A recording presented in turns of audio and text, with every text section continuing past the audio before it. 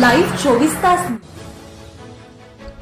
राधानगरी तालुक्यातील तिट्टवे गावामध्ये गायरान जमिनीवरील सुमारे 50 वर्ष जुनी निलगिरीची डेरेदार झाडं विनापरवाना तोडण्यात आल्याचा गंभीर आरोप करण्यात आला आहे।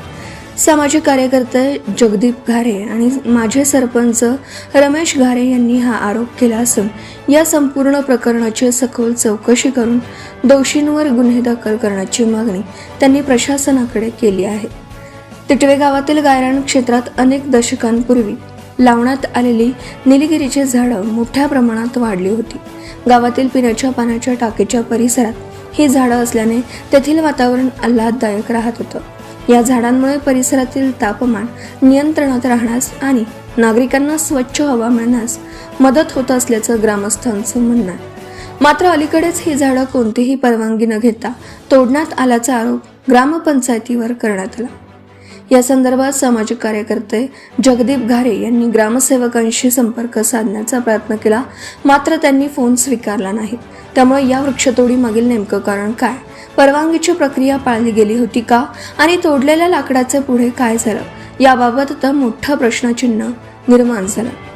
काय तक्रार आहे म्हणजे आता आपल्या गावठांच्या ह्याच्यातील म्हणजे पाण्याची टाकी आहे, तिथील जवळजवळ 18 झाडं गेली 50 वर्ष झाड एक असेल हे असं मोठं झालेलं झाड अशी 18 ते 20 झाडं तोडून नेलेले आहेत।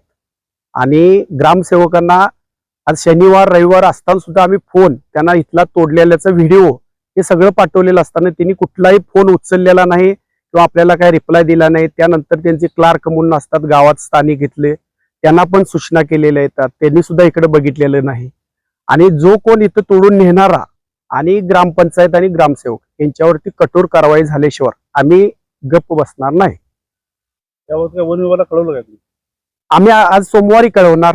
आपल्याला ही गुरुवारी तोडलेली आहे तिने आणि हे आम्हाला शनिवारी कळालं। त्यामुळे आणि वन विभाग, तहसील विभाग आणि बीडीओ विभाग या तिन्ही पण कार्यालयाला आणि ग्रामपंचायतला या प्रकरणात प्रादेशिक वन विभाग, तहसीलदार कार्यालय आणि पंचायत समिती प्रशासनाने तातडीने हस्तक्षेप करावा अशी मागणी ग्रामस्थांनी केली। वृक्षतोडीसाठी आवश्यक परवानग्या घेण्यात आल्या होत्या का याची पडताळणी करून दोषींवर कठोर कारवाई करण्याची मागणी घारे यांनी केली आहे। या वृक्षतोडीमुळे सध्या तिटवे गावात विविध चर्चांना उधाण आलं असून प्रशासनाच्या चौकशीनंतरच या प्रकरणातील खरी वस्तुस्थिती समोर येईल।